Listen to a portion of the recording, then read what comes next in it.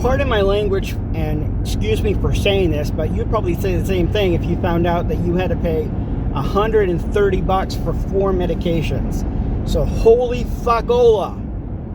Now get this. Before we switched insurance companies through my work, the insurance was covering my medications. Now that we've switched over to another company, a different company through my work, none of the medications were being touched by the insurance. So then we tried GoodRx. GoodRx didn't really touch anything except probably for my olanzapine, which is a mood stabilizer, and that cost me, without the GoodRx, was going to be around over $200 just for a 2.5 milligram small little pill that I take 2, and it was like over $200. It's like, I can't afford that. You know, it's ridiculous on how stupid medications cost. And the thing of it is I got thinking, you know, as I was standing in line waiting for my medications to be picked up, I thought to myself, do I really need all these medications for my mental health? But there was one medication I did need, and that was for my blood pressure, but I did need that one. But literally, I mean, do I really need all these medications just to keep me stable? That's a question that I have to talk to my doctor about. Because when you can't afford your medication, you think, well, maybe I don't need it anymore. I'm going to run out.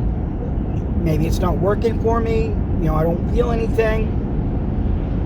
But the olanzapine that I take is a mood stabilizer, which helps, I think, to say the least. And that was, like I said, that was over $200. But I was just standing in line and thinking to myself, do I really need all these medications for my mental health? It's ridiculous. It is ridiculous. You know, and I get to the point saying, well, I feel fine. I feel really great. I don't need these medications. They're too expensive for me to buy and to take. So I might as well just say, sorry for saying this, but fuck it all, and go without some of the medications that I can't afford. You know, but then I'd be unstable, and then there comes the depression, and with depression comes bad things that I don't want to talk about. But when I get depressed, I mean, I get depressed. I'm laying in my bed all day, not getting up, having no energy whatsoever, and it's crazy. It's crazy how depression works, and there's other things that go on with depression, but I'm not going to say what they are because I don't want to be a trigger warning. So, but for me with depression, like I said, I usually am laying in bed all day, and I usually have no energy whatsoever. I just kind of keep to myself, you know. I shut down when I'm depressed. Better terms to say that, you know, shut down. So, but like I said, I mean, I got thinking, and I know I repeat myself, and I'm sorry, but the medications that I got were 4 medications for a 3-month supply, which cost me $130, which I can see the reason why, but I don't know. I got to talk to my doctor when I see her again and just say, do you really think I need to be put on all these medications to make me stable? You know, the bupropion does work. The bupropion has helped me tremendously. If I'm not on the bupropion, I'm depressed, and I have bad thoughts come into my mind all the time, and my mind won't shut the hell up. I mean, there was one night, actually it was one morning, I was working for, who was I working for? I think I was working for the school district or the tannery, either or. I don't know who I was working for at the time, but I remember I got up one morning, and my mind is just demanding me to get the hell up and get ready for work. I mean, the voice in my head was a very nagging voice and a repetitive voice, and it wouldn't shut the hell up. So I got up out of bed, went into my bathroom, stared at myself into the mirror, and I yelled at the top of my lungs, just saying, "Shut up! Just shut up!" And I was working for skills. That's what it was. I was working for skills. Because when I worked for Skills, I was having some mental health issues. Yeah, so that's what it was. Because with Skills, I was getting stressed out. My blood pressure was high. I was getting frustrated at work, and a whole combination of things. So, back when I had my mental breakdown back during COVID, I remember going to the ER to be seen, and I waited for a bed for Acadia. And after I was able to get a bed at Acadia, I got sent up there the next day. But depression for bipolar type 2 disorder is a real thing. I mean, you should have saw me in the waiting room. Well, not the waiting room, but I was in the room where patients kind of rest and recover from surgery. It was a bedroom. I'll just say that it was a bedroom, because they had to move me from the emergency room that I was in because they were getting overcrowded with COVID patients, COVID cases. Then they put me in an examining room. I laid on the examining table, and that wasn't comfortable at all. Then they moved me into a room with a bed and TV, and I just laid there waiting for the paramedics to show up and to transport me to Acadia. But when I began to see the paramedics show up to take me over to Acadia, I was crying. I don't know why I was, but I was crying. That's part of bipolar type 2 depression, is you cry. It's weird. Then when I got to Acadia, I cried some more. And the nurse that I was talking to, she kind of said, when you have a headache, you usually have to take medications to relieve that headache. So, like with medications for mental health, you gotta take medications for your mental health to relieve the issues that you're dealing with. Just had a thought. To relieve some of the pain that you're dealing with emotionally and mentally and physically. Well, mostly mentally. So, and I got it. And then when I was, and not to kind of ramble on or anything, but when I saw the doctor for the first time, he immediately diagnosed me with bipolar type 2 disorder with chronic PTSD. I kept telling the doctor that I just want the thoughts to stop. The thoughts that I had in my head were, like I said, they were nagging thoughts. They were thoughts that wouldn't shut the hell up. I couldn't deal with it anymore. And I wanted the thoughts to stop. That night when I went to bed, they gave me something for medication and put me to sleep. Can't remember what it was, but my mind was just blank. Like, nothing in my mind was, like, there's no thoughts, there's no nothing. I could fall asleep easily. So, but yeah, it's just, but I stayed there for about a week, and I got out, and I had a week off from work. I was working at Walpole at the time, and I only lasted there for a week before I had my mental breakdown. I even called Walpole and say, hey, do I still have my job? I kind of got sent to the hospital for mental breakdown. Surprisingly, they called me back and like, yeah, you don't have a job here, so good luck on your employment or whatever, or on your search for employment. I'm like, okay, thanks, great, that's awesome.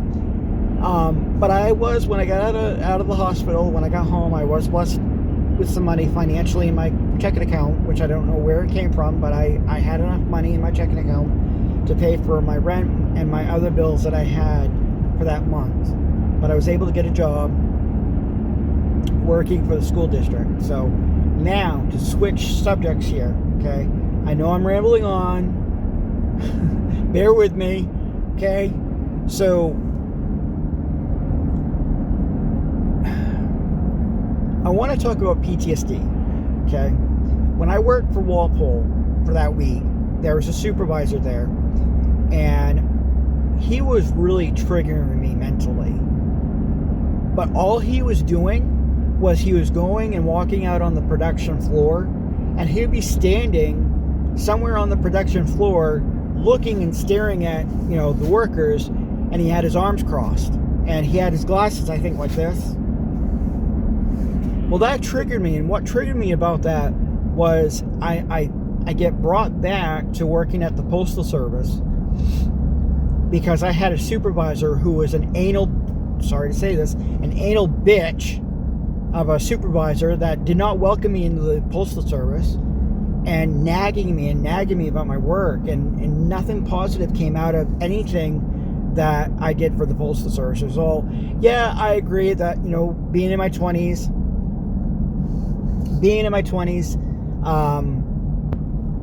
I made mistakes. I wasn't thinking, go from there. But this guy triggered me going back to the Postal Service. It's really bad. Really, really bad.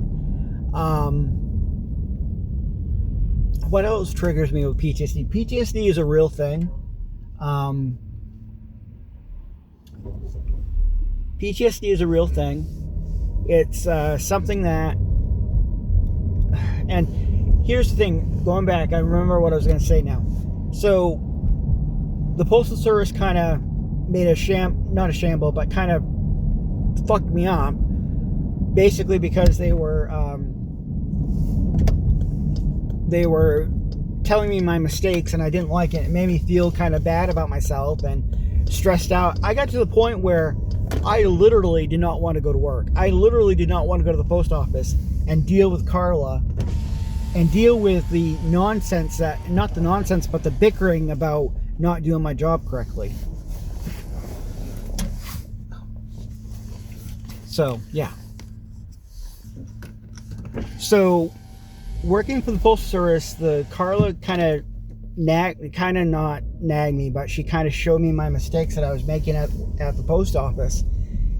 And here's the thing, they accused me of stealing mail. They accused me of lying. They accused me of just wanting to work there for the pay. And all of it was just nonsense. So I got a little pissed off about that.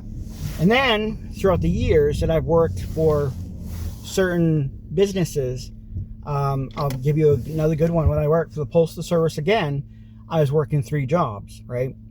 I got a job working as a dishwasher at Anglers in Searsport, and I was working there for a little while because I was only a on-call need basis for the post office. I didn't like how I was being treated at Anglers as a dishwasher. For one, I felt like I was being treated like I was stupid. I didn't know anything better. I kept getting water on the floor. One of the guys comes in the kitchen and goes, "Will, what are we not going to do today?" Put water on the floor. And he made me feel so stupid. Really, literally. You know what? I just had a thought, I wanted to come on here and talk about my medications, and I'm going down a rabbit hole. I'm going down a rabbit hole. I don't understand why I have to explain myself with PTSD and my triggers. I don't need to tell you all my triggers. But I got to tell you something. Dealing with mental health, you don't know what's going on up in here. You don't know. And personally, for me, mentally, I'm always questioning things. Like, I need reassurance. Am I doing a good job? Am I being a bother to somebody? Am I not welcomed in this place? I have all these questions of the what ifs, not just of the what ifs, but like, I don't want to be a bother on somebody. I don't want to be in the way, and I don't want to cause problems, and I don't want to cause issues, and I don't want to cause a conflict, because I hate conflict. I really do. I try to avoid conflict as much as possible. But in my head, like today, I had thoughts going in through my head, and, there were thoughts of like, I don't want to be a bother to somebody, and, how do I want to say it? I just don't want to be a bother. I don't want to be in the way, and I want to make things work within, as a friend and friendships. Kind of going back, not really going back, but kind of talking about it. But I've had throughout my whole life, I've had a hard time dealing or maintaining friendships with somebody, and I'm always expected. Now I'm going down another rabbit hole here. So I'm always expecting the worst out of the worst. In my head, I have this fear of I'm not needed anymore, or I'm not needed at the moment, or something came up and I can't really have you over or something like that, and I think it's my fault. I don't want to be the person that looks like I'm the problem, because I'm not the problem. I have a few, I don't want to say screws loose.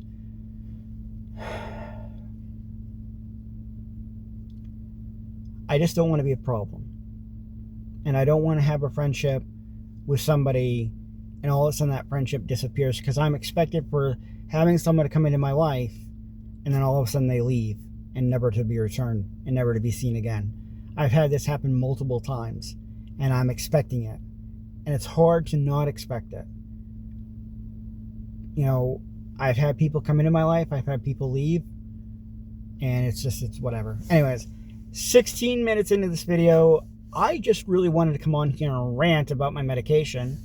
I didn't mean to go down the road of, do I really need this medication? Do I really not need this medication? But hey, here's the thing. This is what the nurse told me. And here's my experience with this, and here's my experience with that. Yeah. I don't know. I just don't know anymore. I don't.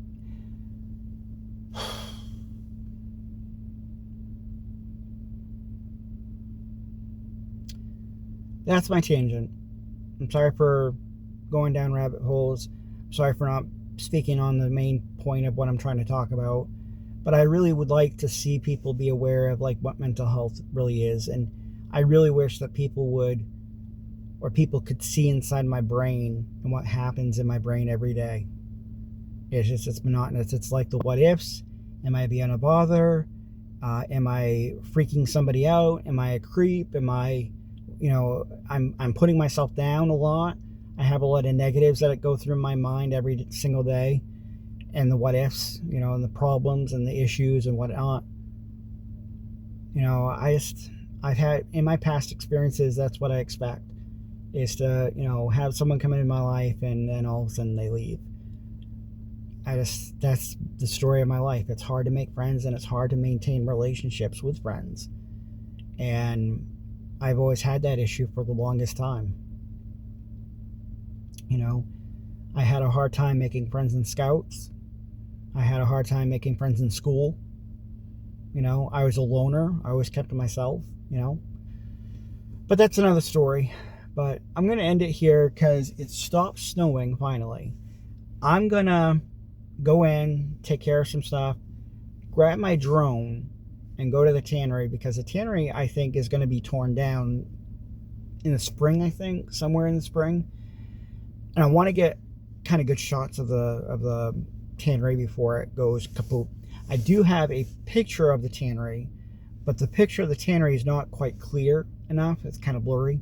So I want to get a better shot at the tannery before it gets torn down. But it's going to be really weird not seeing the tannery there, because the tannery's been there for ages. Anyways, that's beside the point. Okay, my tangent is done. Thank you for listening. Hopefully I'll get another tangent on here soon. I like doing these videos, like I said, but before. But yeah. So, and the other thing too, on a side note too, while I was waiting for my medications, and there was 2 Spark delivery drivers that were there at Walmart. I don't know why I'm bringing this up, but I am. And I thought to myself, you can't make money on Spark. I mean, you could make money on Spark if you worked a lot of hours on it. You could make a good chunk of change, But I thought to myself, I don't need Spark. I don't need Spark. I don't need DoorDash. I don't need any of that. I mean, the extra money helps, yeah, but you're putting a lot of wear and tear on your vehicle. Like, hello. That's why I was doing that. You know, I put a lot of miles on the car already for doing DoorDash and Spark. I like doing it. I really liked it and I really enjoyed doing it, but where it's gotten to the point now, it's like it's another story for down the road later on. I'm gonna just whatever. So I gotta get inside, get something to eat, get my drone, and go from there. All right, have a good one. Take care. See you in the next one.